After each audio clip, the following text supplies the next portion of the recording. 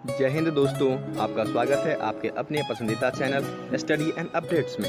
जय हिंद दोस्तों, मैं राजकमल आप सभी का स्वागत करता हूं स्टडी एंड अपडेट्स में। और आज के इस वीडियो में हम लोग एसएससी जीडी कांस्टेबल का प्रीवियस ईयर पेपर करने वाले हैं, जो कि 22 अप्रैल 2012 को हुआ था मॉर्निंग शिफ्ट में। ठीक है, इसका पहला पार्ट आपको करा दिया गया है जो कि रीजनिंग है, और आज जो हम कराएंगे वह जीके। ठीक है, जनरल नॉलेज या फिर आप इसे जनरल अवेयरनेस कह सकते हैं। ठीक है, इसका पार्ट रहेगा।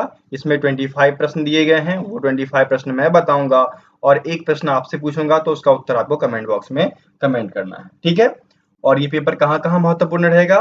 ये पेपर आपको CRPF, CISF, BSF, SSB, NIA, ITBP, SSF एवं असम राइफल के कांस्टेबल एवं ट्रेडमैन एग्जाम में महत्वपूर्ण रहेगा। ठीक है, तो चलिए शुरू करते हैं। और जैसा कि मैंने आप सबसे पूछा था कि wage fund theory was propounded by, ठीक है, वेतन नीति सिद्धांत जो है यह किसके द्वारा प्रतिपादित किया गया था? यह प्रश्न लास्ट टाइम मैंने आपसे पूछा था।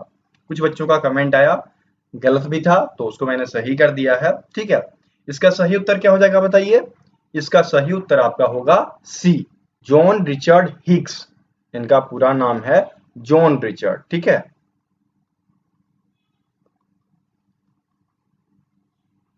हिग्स।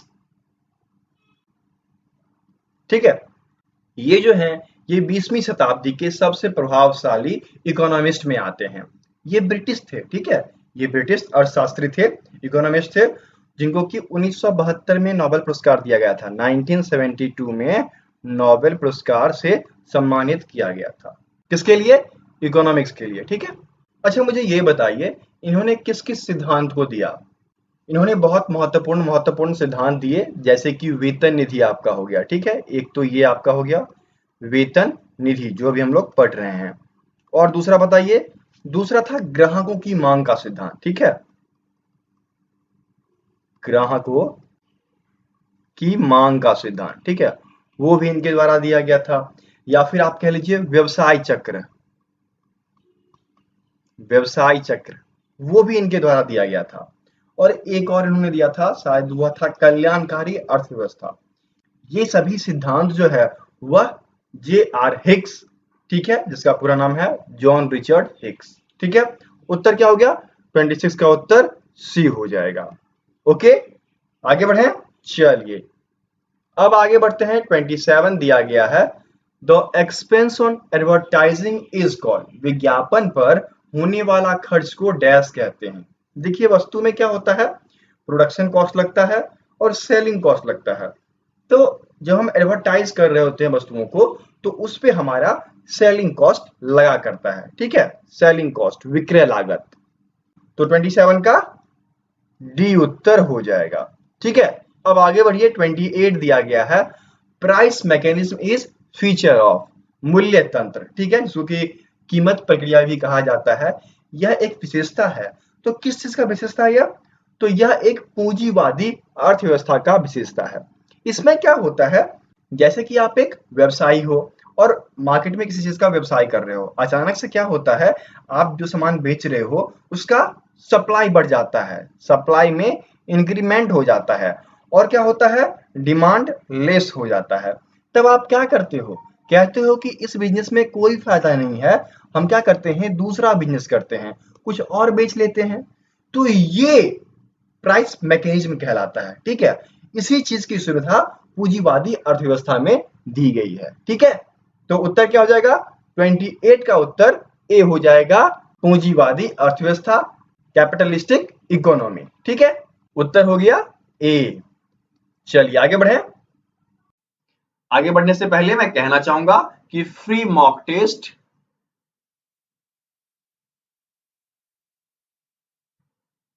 जो कि ऑनलाइन है, उसके लिंक आपको डिस्क्रिप्शन बॉक्स में दिए गए हैं, आप जाकर टेस्ट दे सकते हो। ठीक है, उसमें आपको 100 क्वेश्चन देखने को मिलेगा।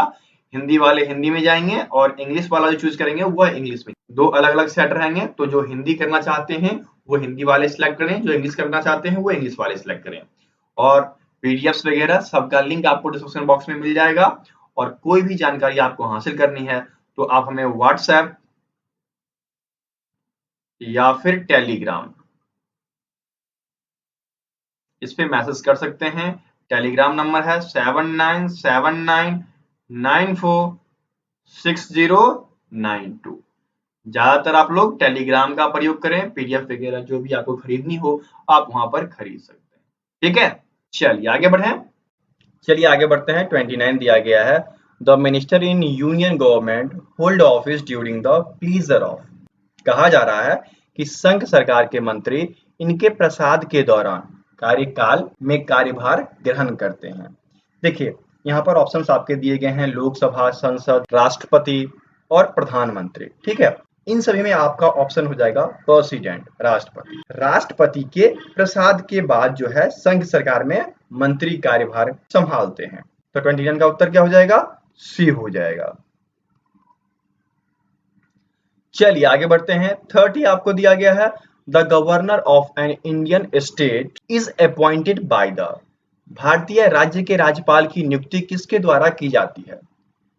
सभी को पता है ना, कौन करता है? राष्ट्रपति करते हैं, प्रेसिडेंट। ये कहाँ वर्णित है? ये आपके 156 में है, आर्टिकल 156(1) शायद इसमें वर्णित है। राष्ट्रपति क्या कर सकता है? राज्यपाल की नियुक्ति भी कर सकता है और उसको पद से हटा भी सकता है। ये दोनों प्रावधान भारत के राष्ट्रपति को दिया गया है। तो 30 का उत्तर क्या हो जाएगा? 30 का उत्तर आपका ए हो जाएगा। ठीक है, अगला देखिए 31 दिया गया है, Mohenjodaro is situated in the district of. कहा जा रहा है कि मोहनजोदारो किस जिले में स्थित है? अभी देखिए मोहनजोदारो जो है यह लरकाना यहाँ पर आपको दिया गया है, जो कि करेंटली पाकिस्तान में चला गया है। ठीक है, लरकाना जिले में स्थित है, जो कि सिंध प्रांत का हिस्सा है। ठीक है, सिंध प्रांत का हिस्सा है। अच्छा मुझे ये बताइए कि मोहनजोदारो की खोज किसने की थी? जल्दी से बताइए, मैंने पढ़ा रखा है कई बार। बताइए, मोहनजोदारो की खोज 1922 में हुई थी। किसके द्वारा हुई थी? राखल दास बनर्जी के द्वारा। ठीक है, राखल दास बनर्जी के द्वारा 1922 में इसकी खोज की गई थी। ठीक है, तो उत्तर क्या हो जाएगा? 31 का उत्तर आपका ए हो गया, लरकाना। ठीक है, अगला देखिए 32 आपको दिया गया है, Tansen of famous musician was in the court of. प्रसिद्ध संगीतकार तानसेन किसके दरबार में थे? तो तानसेन के बारे में आप जानते हैं, यह बहुत बड़े संगीतकार थे और ये थे अकबर के दरबार में। ये अकबर के दरबार में थे और अकबर का कार्यकाल यदि माना जाए तो 1556 से लेकर 1605 ईस्वी तक माना जाता है। ठीक है, तो उत्तर क्या हो जाएगा? 32 का उत्तर सी हो जाएगा, Tansen was a famous musician in the court of Akbar. Okay, चलिए आगे बढ़े। चलिए आगे बढ़ते हैं। 33 दिया गया है, who introduce the doctrine of lapse. राज्य अपहरण नीति। राज्य अपहरण नीति के बारे में आपने सुना है ना? इससे क्या हुआ था? बहुत सारे जैसे राज्य थे, सतारा हो गया, जयपुर हो गया, बगात हो गया, झांसी हो गया, इन सबको मिला लिया गया था इस नीति के अंतर्गत। तो इस नीति को किसने दिया था? जल्दी बताइए। ये जो नीति है यह आपको लॉर्ड डलहौजी के द्वारा दिया गया था। ठीक है, देखिए यहाँ पर डी में दिया गया है लॉर्ड डलहौजी, जो कि आप कह लीजिए 1848 से लेकर 1856 तक अपने पद पर रहे थे भारत में। और इन्होंने कई राज्य जैसे कि सतारा हो गया आपका, जिसको कि 1848 में मिला लिया था। ठीक है, राज्य अपहरण नीति के अंतर्गत। उसके बाद जयपुर हो गया, जयपुर के साथ साथ एक और संभलपुर था। ठीक है, संभलपुर इनको 1849 में मिला लिया था। ठीक है, उसके बाद बगात था। ठीक है, बगात को 1850 में मिला लिया था इन्होंने। फिर झांसी को भी इन्होंने मिला लिया बाद में। ठीक है, झांसी को कब मिलाया था? 1853 में मिला लिया था। और नागपुर को भी मिला लिया था। कब मिला लिया था? 1854 में। ठीक है, बहुत ही चालाक थे लॉर्ड डलहौजी। ओके, तो उत्तर क्या हो जाएगा? 33 का डी उत्तर हो जाएगा, लॉर्ड डलहौजी। राज्य अपहरण नीति लॉर्ड डलहौजी। ठीक है, याद रखिएगा, मुख पे याद रखना है ये सब चीजें। आगे बढ़े। 34 दिया गया है, बार बनाना, एकत्रित करना और ऊन की कटाई, ये सब गतिविधियां किससे जुड़ी है? Baling, mustering and shearing are some activity connected with. देखिए आप जानते हो ना, ऊन की कटाई कहाँ होती है? भेड़ के बालों की कटाई कहलाती है ना ऊन की कटाई। उनको एकत्रित करना, उनका बार बनाना। ठीक है, यह आपके भेड़ पालन के अंतर्गत आएगा। ठीक है, तो भेड़ पालन ढूंढिए। यहाँ पर सी में दिया गया है शिप रेयरिंग, भेड़ पालन। ठीक है, तो 34 का उत्तर सी हो जाएगा। ठीक है, समझ में आ रहा है? कोई दिक्कत हो आप कमेंट बॉक्स में कमेंट कर सकते हैं। चलिए आगे बढ़े। 35 दिया गया है rubber plantations are found in, rubber के बागान पाए जाते हैं। देखिए रबर जो है मुख्यतः वह समशीतोष्ण या फिर आप कह लीजिए शीतोष्ण, मूलतः आपको शीतोष्ण देखने को मिलेगा, शीतोष्ण वन में पाए जाते हैं। और शीतोष्ण वन कहाँ कहाँ है? तो यूएस हो गया, कनाडा हो गया, यूरोप हो गया, इन सब जगहों पर समशीतोष्ण वन पाए जाते हैं। और इनमें भी देखिए रबर के बागान की बात करें ना, तो जैसे कि एक तो जंगली रबर होता है और दूसरा आपका बागानी रबर होता है। तो बागानी रबर जो है, बागानी रबर वो कहाँ पाया जाता है? यह दक्षिण पूर्व एशिया में पाया जाता है। ठीक है, दक्षिण पूर्व एशिया में पाया जाता है।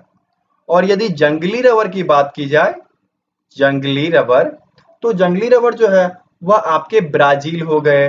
ठीक है, ब्राजील, यूएस, ठीक है, इन सब जगहों पे पाए जाते हैं। तो उत्तर क्या हो जाएगा 35 का? ए हो जाएगा ना। चलिए 35 का ए उत्तर हो गया। अगला आपको दिया गया 36, अ माइक्रोन इज इक्वल्स टू, एक माइक्रोन किसके बराबर होता है? देखिए लिखने के क्रम में हम लोग क्या लिखते हैं?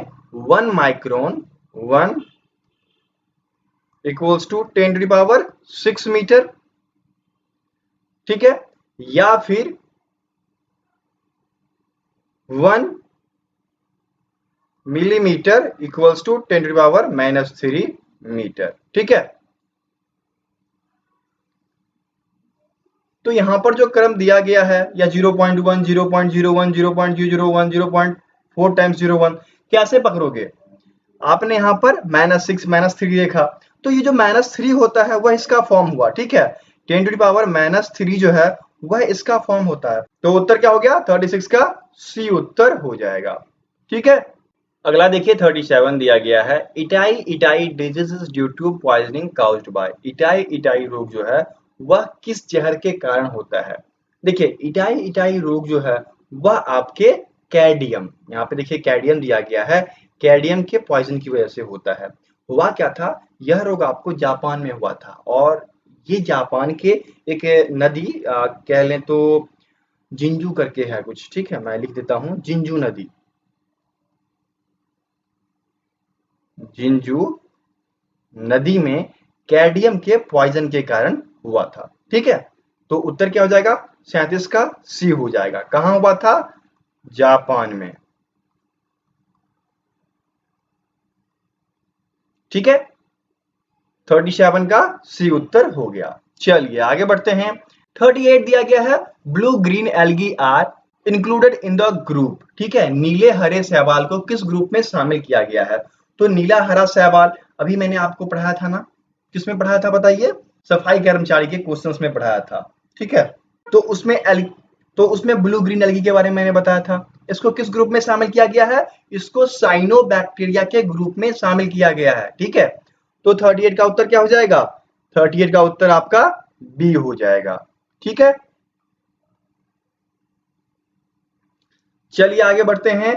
39 आपको दिया गया है, person suffering from myopia are advise to use, myopia से पीड़ित व्यक्ति को क्या पहनने की सलाह दी जाती है? उत्तल लेंस या अवतल लेंस? जल्दी बताइए, दो चीजें होती हैं उत्तल और अवतल, जल्दी बताइए। तो जो व्यक्ति मायोपिया से पीड़ित होता है अर्थात निकट दृष्टि दोष से पीड़ित है, तो उसको अवतल लेंस, ठीक है, कनकेव लेंस, मायोपिया वाले हो गए, इनको निकट दृष्टि दोष कहा जाता है। ठीक है, निकट दृष्टि दोष। और ये कौन पहनते हैं? दूर दृष्टि वाले, दूर दृष्टि दोष वाले पहनते हैं। तो उत्तर क्या हो जाएगा? 39 का उत्तर आपका बी हो जाएगा। Convex lens is used by person which are suffering from myopia. ठीक है, चलिए आगे बढ़े। 40 बहुत ही अच्छा प्रश्न दिया गया है, a light year is unit of, एक प्रकाश वर्ष डैश की इकाई है? सबको पता है यह दूरी की इकाई है। ठीक है, और ये जो मापक है इसमें किस चीज की गति ली जाती है? प्रकाश की गति ली जाती है, ठीक है। क्या मुझे कोई एक्सप्लेन कर सकता है कि प्रकाश की गति कितनी है? प्रकाश की गति कितनी है? स्पीड ऑफ लाइट बताइए तो कमेंट बॉक्स में ये कमेंट कीजिए कि स्पीड ऑफ लाइट कितना है इन वैक्यूम, ठीक है। ये आपको कमेंट बॉक्स में कमेंट करना है, ठीक है। और फिलहाल यहाँ पर लाइट ईयर क्या है? प्रकाश वर्ष क्या है? दूरी की इकाई है, तो 40 का बी उत्तर हो जाएगा, ठीक है। चलिए आगे बढ़े। अब देखिए 41 दिया गया है, a bit refers to, bit संबंधित है। बिट देखिए कंप्यूटर में यूज किया जाता है। बिट में क्या होता है? दो डिजिट्स 0 और 1 होते हैं, ठीक है। 0 मतलब ना, 1 मतलब हाँ, बस कंप्यूटर यही दो चीज समझता है और ये सबसे छोटी इकाई होती है और इसी पर पूरा कंप्यूटर हर एक चीज को समझ जाता है। इसको किसके अंतर्गत रखा गया है? बाइनरी। इसको किसके अंतर्गत रखा गया है? बाइनरी डिजिट्स के अंतर्गत रखा गया है। द्विआधारी अंक जो कि आपके डी में दिया गया है, बाइनरी डिजिट्स, तो 41 का डी उत्तर हो जाएगा, ठीक है।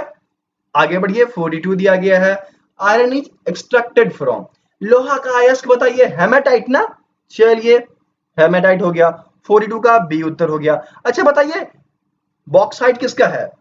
जल्दी से बताइए कमेंट बॉक्स में, बॉक्साइट किसका अयस्क है? ये आपको कमेंट बॉक्स में कमेंट करना है। बॉक्साइट भी लिखना है और किसका अयस्क है ये भी लिखना है, ठीक है। ये सब चीजें मुख्य याद होनी चाहिए, ये वीवीआई प्रश्न में आता है, ये हर बार आपको कहीं ना कहीं देखने को मिल जाएगा किसी ना किसी एग्जाम में, ठीक है। अयस्क बहुत ही महत्वपूर्ण है, ठीक है, कौन सा किससे निकलता है ये आपको याद रखना ही रखना है, ठीक है। आगे बढ़े 43rd आपको दिया गया है, which of the following imparts a blue colour to glass, निम्नलिखित में से कौन कांच को नीला रंग प्रदान करता है? कांच को नीला रंग, कांच को नीला रंग कोबाल्ट ऑक्साइड प्रदान करते हैं, ठीक है। कौन करता है? कोबाल्ट ऑक्साइड, ठीक है। इसका फॉर्मूला क्या होता है? CO3O4, ठीक है, ये होता है कोबाल्ट ऑक्साइड का, ठीक। तो उत्तर क्या हो जाएगा आपका 43rd का? ए हो जाएगा। कोबाल्ट ऑक्साइड जो है वह कांच को नीला रंग प्रदान करता है, ठीक है। यहाँ पर क्या हो गया? ए हो जाएगा। चलिए आगे बढ़ते हैं 44 दिया गया है, tides in the sea are caused by, समुद्र में ज्वार किसके कारण होता है? देखिए ज्वार जो होता है वह चंद्रमा एवं सूर्य के गुरुत्वाकर्षण के कारण, देखिए होता क्या है कि चंद्रमा एवं सूर्य के गुरुत्वाकर्षण के कारण पृथ्वी पर कुछ खिंचाव आ जाता है और वही खिंचाव जो है वह समुद्र के ज्वार के रूप में जाना जाता है, ठीक है। तो यहाँ पर बताइए क्या हो जाएगा? चंद्रमा और सूर्य का संयुक्त प्रभाव, इम्बॉलिक इफेक्ट ऑफ मून एंड सन, जो कि सी में दिया गया है, तो 44 का सी उत्तर हो जाएगा। इसी की वजह से क्या होता है? ज्वार आता है, ठीक है। चलिए आगे बढ़ते हैं 45 टुंड्रा, बताइए सब जानते हैं ना टुंड्रा क्या है? यह तो आपके ठंडे जगहों पे पाया जाता है और इसको जो है ठंडा रेगिस्तान भी बोला जाता है। यदि हम बातचीत करें तो टुंड्रा मूल तौर पर साइबेरिया, ठीक है, साइबेरिया के उत्तरी भाग में हो गया, या फिर आप बातचीत कर लीजिए यूरोप में चलते हैं तो उसका सुदूर उत्तरी क्षेत्र वो आता है, या फिर उत्तरी कनाडा हो गया, या फिर अलास्का हो गया, इन सब जगहों पर टुंड्रा पाया जाता है, ठीक है। तो उत्तर क्या हो जाएगा बताइए? कोल्ड डिजर्ट, ठंडे रेगिस्तान, सी में दिया गया है ना, तो 45 का सी उत्तर हो जाएगा, ठीक है। आगे बढ़े 46 दिया गया है, 46 आपको दिया गया है, in how many denominations is Indian paper currency printed at present, वर्तमान में भारतीय कागजी मुद्रा कितने मूल्य वर्ग में प्रकाशित होते हैं? कागजी मुद्रा के बारे में बातचीत की जा रही है, तो आपने क्या क्या देखा है? 5 के रुपए देखे हैं, ठीक है, करेंटली 10 के देखे हैं, 20 के देखे हैं, 50 के देखे हैं, 100 के देखे हैं, 500 के देखे हैं, 2000 के देखे हैं, ये 2020 के अनुसार है, ठीक है। ये सारी मुद्राएं अभी कागज में प्रिंटेड होती हैं। कितने हो गए? 1 2 3 4 5 6 7, क्या हो जाएगा? सी इसका उत्तर हो जाएगा, ठीक है। पहले 1000 का चलता था, अब 2000 हो गया, बस थोड़ी सी चेंजिंग, बाकी सब वही है, ठीक है। चलिए आगे बढ़ते हैं 47 आपको दिया गया है, the Indian representing an international organisation who shared the Nobel prize with AI Gore of US was, कहा जा रहा है एक अंतरराष्ट्रीय संगठन का प्रतिनिधित्व करने वाला भारतीय जिसने यूएस के अल गोरे के साथ नोबेल शांति पुरस्कार साझा किया है? बताइए जल्दी से कौन होंगे? ये हैं राजेंद्र पाचौरी। ए में दिया गया है, राजेंद्र पाचौरी को 2007 में नोबेल पुरस्कार दिया गया था और साझे में दिया गया था यूएस के अल गोरे के साथ। ठीक है, तो उत्तर क्या हो जाएगा? 47 का ए उत्तर हो जाएगा। ठीक है, आगे बढ़े। 48 दिया गया है, the Magsaysay award for social service was instituted by. समाज सेवा के लिए मैग्सेस पुरस्कार किसके द्वारा स्थापित किया गया था? देखिए, फिलीपींस के सरकार के द्वारा यह 1957 में, कब? 1957 में स्थापित किया गया था और 1958 में पहली बार दिया गया। किसको दिया गया? विनोबा भावे को। विनोबा भावे को दिया गया। ये भारतीय थे, सर्वप्रथम भारतीय से शुरुआत किया गया था। और ये जो मैग्सेस पुरस्कार है इसका पूरा नाम क्या है? रमन मैग्सेस पुरस्कार। ठीक है, और रमन मैग्सेस पुरस्कार किसके नाम पर रखा गया था? तो उनके राष्ट्रपति, ठीक है, रमन मैग्सेस राष्ट्रपति थे वहां के, उनके मरनों उपरांत, वो प्लेन क्रैश में मर गए थे, उनके मरने के उपरांत फिलीपींस सरकार ने रमन मैग्सेस अवार्ड रखा। और किसके लिए रखा? समाज सेवा के लिए रखा। ठीक है, तो उत्तर क्या हो गया? 48 का डी हो गया। ठीक है, चलिए कमेंट करके मुझे ये बताइए कि 2015 में किस भारतीय को रमन मैग्सेस पुरस्कार दिया गया है? कमेंट बॉक्स में कमेंट करना है। जो चीजें पूछता हूं ना, उसको यदि नहीं पता है तो गूगल करो, ज्ञान मिलेगा। नहीं करोगे फंस जाओगे। एग्जाम में ऐसे प्रश्न आपको आएंगे, क्योंकि मैं देख रहा हूँ, एक्सपीरियंस हो चुका है, तो उन चीजों को मैं पूछ लेता हूँ ताकि बच्चे उस पर ध्यान देंगे और कम से कम उस चीज को पढ़ लेंगे। ठीक है, ओके, चलिए आगे बढ़ते हैं। 49 दिया गया है, Kaveri water sharing is dispute between. Kaveri जल बंटवारा जो है वह किसके बीच का विवाद है? तो कावेरी जल बंटवारा जो है वह तमिलनाडु एवं कर्नाटक के बीच का है। ठीक है, कोई है ऑप्शन? तमिलनाडु और आंध्र प्रदेश, तमिलनाडु और कर्नाटक, ये रहा आपका सी वाला ऑप्शन। ठीक है, ये विवाद तमिलनाडु और कर्नाटक के है और इस विवाद के चलते 12 अप्रैल, ठीक है, 12 अप्रैल 2012 को एनपी सिंह इनको त्यागपत्र देना पड़ गया था। क्यों देना पड़ गया था? क्योंकि यह अध्यक्ष थे। अध्यक्ष न्यायमूर्ति एनपी सिंह को त्यागपत्र देना पड़ गया था इसी विवाद के चलते। ठीक है, तो उस टाइम का यह बहुत ही पॉपुलर या चर्चित कह लीजिए करंट अफेयर था, इसलिए ये पूछा गया था। ठीक है, तो इस प्रकार से आपको अभी के करंट अफेयर्स को भी जानना है, पढ़ना है। ओके, चलिए आगे बढ़ते हैं। 50 जो कि आज का आखिरी प्रश्न है और इसमें दिया गया है, with which sport do you associate the name of Rod Laver? Rod Laver का नाम आपने सुना है? ये किस खेल से संबंधित है बताइए? ये लॉन टेनिस से संबंधित है और यह 200 से ज्यादा एकल खिताब जीत चुके हैं। ठीक है, बहुत अच्छे खिलाड़ी थे ये। तो क्या हो जाएगा? 50 का डी उत्तर हो जाएगा। रॉड लेवर जो है वह लॉन टेनिस से संबंधित है। इस प्रकार से 25 प्रश्न यहाँ पे समाप्त हो गए। अब चलिए आज का प्रश्न जो कि ये रहा, और आज का प्रश्न क्या है कि एक प्राकृत संख्या और उसके वर्ग का योग पहली 3 अभाज्य संख्या के गुणनफल के बराबर है, तो वह संख्या क्या है ये आपको बतानी है। ये आज का प्रश्न है, ये आपको कमेंट बॉक्स में पक्का कमेंट करना है। यदि नहीं आता है तो नेक्स्ट पार्ट मैथ की आएगी, उसमें आप इसे देख लेना। ठीक है, तो चलिए मिलते हैं अगली वीडियो में, तब तक के लिए जय हिंद।